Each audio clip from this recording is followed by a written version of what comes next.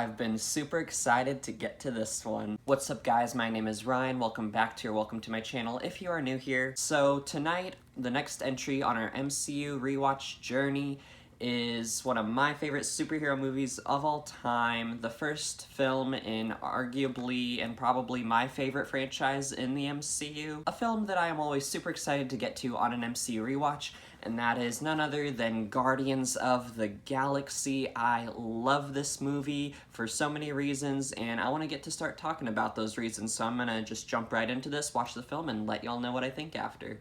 Alright guys, I just finished Guardians of the Galaxy, and oh my gosh, I love this film. So let's get started talking about it. Spoiler alert, by the way. This film just, I think, has almost everything that I think makes for a great film. It has all the ingredients that make for a film that I am going to love and enjoy. It has a great cast playing great characters that are really well developed, that they really make you care for and connect with and relate to. This film is one of the most fun films I think I've ever watched. It is hilarious, the action is really good, it's emotional, the film just looks beautiful, and my probably personal favorite thing about the film, the soundtrack, the music here is just oh! Alright, now let's get started breaking down each of those things that I mentioned. First off, the cast. Once again, a fantastic cast was assembled for this film. First, we got Chris Pratt playing Peter Quill, aka Star-Lord. I'm probably one of the only people who actually knew who the Guardians of the Galaxy were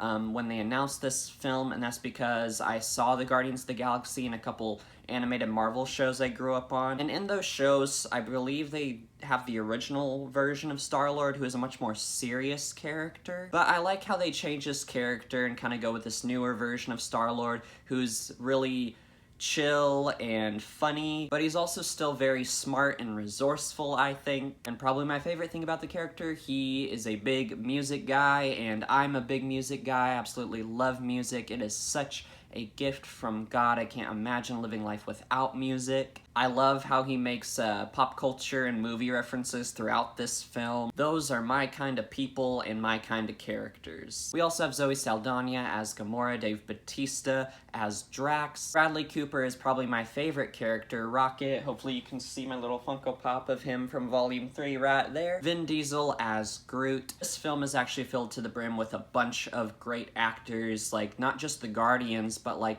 every single other like side character is played by a really good actor, like Karen Gillan as Nebula. Glenn Close is in this film as Nova Prime. I always forget about that, so it's always nice to see her show up here. John C. Reilly is in this film, and he plays a fun Nova Corps soldier. And I love seeing and having Michael Rooker, I believe his name is, as Yondu Yadanta, and Sean Gunn as Kraglin. This film is just filled to the brim with a great cast playing great, fun, well-made characters. This film is very funny. I think this is one of the films in the MCU that handles its comedy the best. It has that balance of comedy and seriousness. It never feels like it's being too serious or too comedic at points. It just has that perfect balance. And there's not really like a joke that I can remember that was like stand out, like bad or too dark or not that funny. It has a great pacing. It never feels like it's rushing or we're moving too fast, and it never feels like we're moving too slow either. I was telling Josh earlier, I was talking to him about this film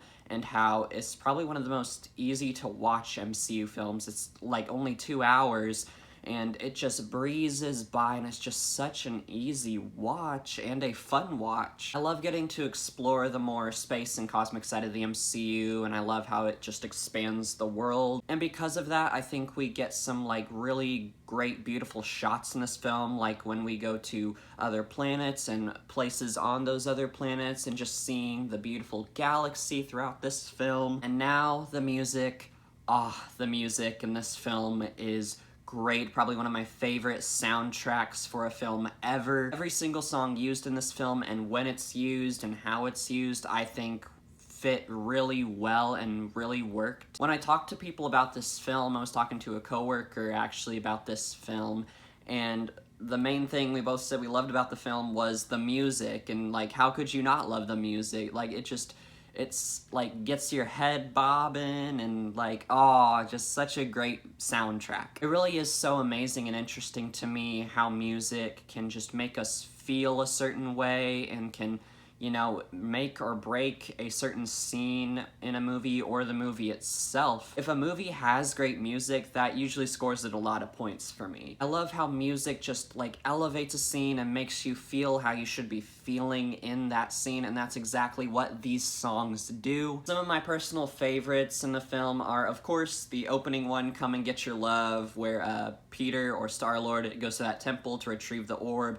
and then he puts the headphones on, and then he presses play on the cassette tape, the Awesome Mix Volume 1 that his mother gave him, and then he starts dancing, and then the title flashes up on screen right on the beat when you hear the first hail in the song. Oh my gosh, one of the greatest like opening or title scenes ever in a film. But you also got Hooked on a Feeling, Cherry Bomb, the Pina Colada song, I Want You Back, and my personal favorite probably, Ain't No Mountain High Enough. Just the ending scene where they use that song and Peter finally opens that gift that his mother gave to him right before she died, and it's an Awesome Mix Volume 2 with some new songs, and he puts it in the player, starts playing it and turns it up, and the song starts playing, and then Gamora walks up right on the line like, if you need me, call me, and like, oh, I love the use of that song in that scene, and it's probably my favorite scene in the film, and probably the most emotional one for me. And that's another big thing about this film, it is somehow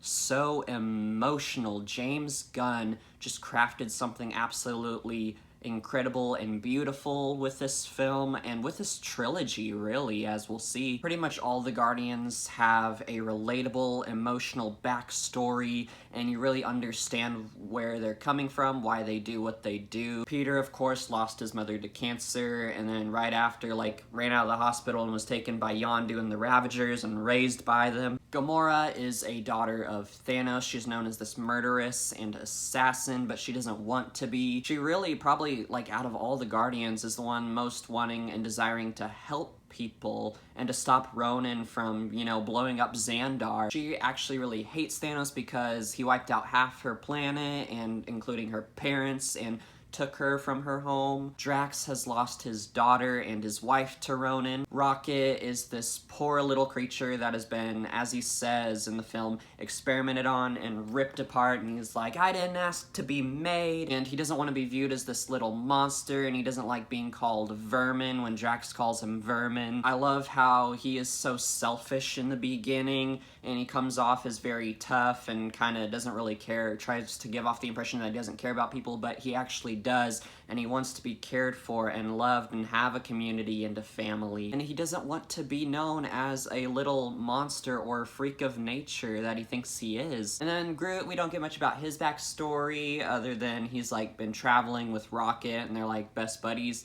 But he's still such a fun, enjoyable character that you feel for. Even though he can only say 3 words in a certain order, his vocabularistics are limited to the words I, and am, and Groot exclusively in that order. It really is similar to Thunderbolts in a lot of ways, I think, like with its messaging and its themes and with its story and what it's about. I just love stories like this of these broken people who've done terrible things in the past and who have not had the best upbringing and who aren't necessarily good people now, coming together and finding friendship and community and a family and coming together to do something good and to help people and to being given a purpose, a good, admirable mission in life. That's probably why I enjoy Thunderbolts so much, because it reminds me so much of Guardians of the Galaxy. I love when Peter and Gamora are captured by the Ravagers and Groot's trying to convince Rocket to join with Drax and go save them, and he's like, I know they're the only friends we've ever had, and he just like wants to forget about them and head to the other side of the galaxy to be away from Ronan. But I don't think Rocket can deny that he actually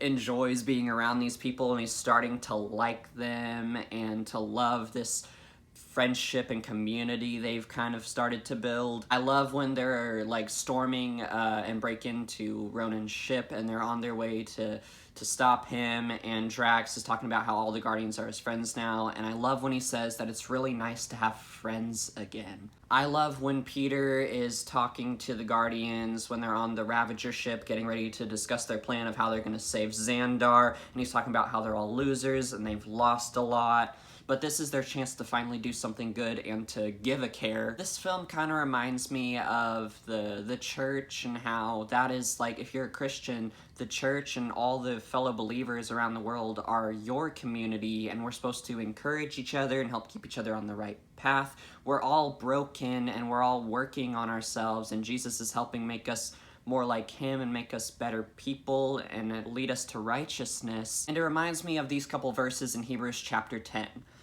Verses 24 and 25, and let us consider one another in order to stir up love and good works, not forsaking the assembling of ourselves together, as is the manner of some, but exhorting one another, and so much more as you see the day approaching. We are supposed to encourage one another and stir each other up to love each other and to do good works and to do good things, to continue down the righteous path, and I think that's what the Guardians do. They are broken people who, as we'll see across their time in the MCU, they make each other better, and they really come to care for each other and help each other deal with their pasts and their trauma and their insecurities. They help bear one another's burdens, as Paul talks about in Galatians 6, and like I mentioned in my Thunderbolts review. I love when they go to the Collector to find out what's inside the orb, and they find out an Infinity Stone, the Power Stone, is in it, and Gamora's like, okay, we have to like go help the Xandarians and make sure Ronan doesn't get this stone and destroy them, and Peter's like, or we could find someone else to sell it to that's not gonna destroy the galaxy with it. And Gamora gets so annoyed with them, how they just don't really care and don't want to help the Xandarians. But like I said, over the course of these films, they help each other get better and do good things and care for people more. And I love at the end when Peter, when all their criminal records are expunged, I believe the word is they used, after they help save Xandar from Ronan,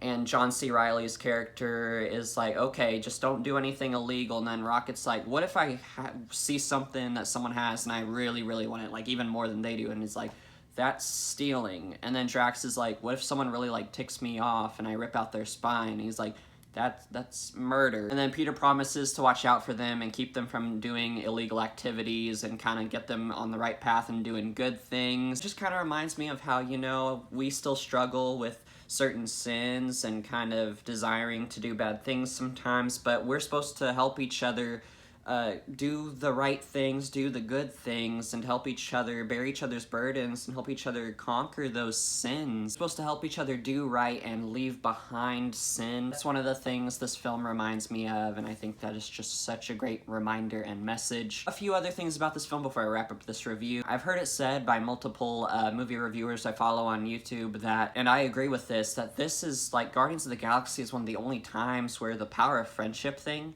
it actually works. There's a decent amount of lines in this film that they're saying that, like, I'm like, that should come off as very cringy and sappy and it shouldn't work, but it's actually really emotional and it works, and you feel it. You feel the emotion behind it, like when the ship is crashing and Groot like surrounds the Guardians and tries to protect them and gets himself killed in the process. Like Rocket comes up to him, he's like, Groot, what are you doing? You'll die. And he's like, we are Groot, and that line is somehow so emotional and works so well and tugs on your heartstrings when it shouldn't. I love when the Guardians all join hands when Peter tries to get the stone from Ronan. It starts tearing him apart, but they all grab hands and it like kind of transfers the power to all of them, so maybe Peter won't die, and they save Xandar. And I like how they actually explain in the end how it's part of Peter's physiology or DNA because of his father. He's like this